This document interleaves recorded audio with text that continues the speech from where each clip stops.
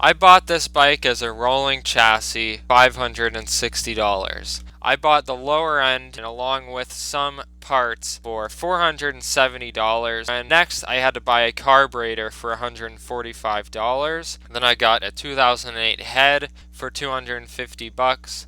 Then I got a 2008 cylinder and piston for 174, valve kit for $70, Cam's intake camshaft, which was an upgrade, it was $150, and at that point I was screwed. I had $3,003 invested in this project.